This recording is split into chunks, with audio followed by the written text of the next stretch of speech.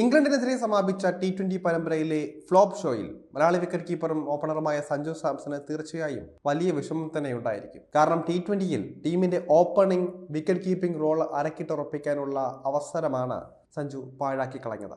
5 മത്സരങ്ങളുടെ പരമ്പരയിൽ മിന്നിച്ചിരുന്നുവെങ്കിൽ സഞ്ജു സീറ്റ് ഉറപ്പിക്കുമായിരുന്നു. പക്ഷേ ഒരു അർദ്ധ സെഞ്ചുറി പോലും ഇല്ലാതെയാണ് സഞ്ജുവിന് പരമ്പര അവസാനിപ്പിക്കേണ്ടി വന്നത്. ഈ പരമ്പരയിലെ ദയനീയ പ്രകടനം കാരണം T20 ടീമിൽ നിന്നും മുഖ്യ കോച്ച് ഗൗതം ഗംഭീർ ഇനി സഞ്ജുവിനെ കൈവിടുമോ എന്നാണ് അറിയാനുള്ളത്. T20 പരമ്പരയിൽ സഞ്ജുവിന്റെ ഈ വീഴ്ച ചില താരങ്ങളെ സന്തോഷിപ്പിക്കുമെന്ന് ഉറപ്പാണ്. ഒരു സമയത്ത് T20യിൽ രോഹിത് ശർമ്മയുടെ സ്ഥിരം ഓപ്പണിംഗ് പങ്കാളിയായിരുന്ന ഇടം കൈയ്യൻ ബാറ്ററും വിക്കറ്റ് കീപ്പറുമായ ഇഷാൻ കിഷനാണ് ഈ ലിസ്റ്റിലെ ആദ്യത്തെയാൾ.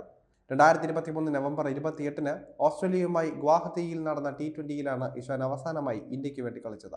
സ്റ്റാർ ബാറ്ററും വിക്കറ്റ് കീപ്പറുമായ KL രാഹുലാണ് സഞ്ജു സാംസന്റെ വീഴ്ച ആഗ്രഹിച്ചിട്ടുള്ള രണ്ടാമത്തെയാൾ. ദീർഘകാലം രോഹിത് ശർമ്മയ്ക്കൊപ്പം T20യിൽ ഇന്ത്യയുടെ സ്ഥിരം ഓപ്പണറായിരുന്നു രാഹുൽ. ശ്രദ്ധേയമായ പല പ്രകടനങ്ങളും രാഹുൽ നടത്തിയെങ്കിലും പിന്നീട് സ്ട്രൈക്ക് റേറ്റിൽ വലിയ രീതിയിലുള്ള ഇടിവ് സംഭവിക്കുകയും ഇത് അദ്ദേഹത്തിന് ടീമിലെ സ്ഥാനവും നഷ്ടപ്പെടുത്തുകയായിരുന്നു.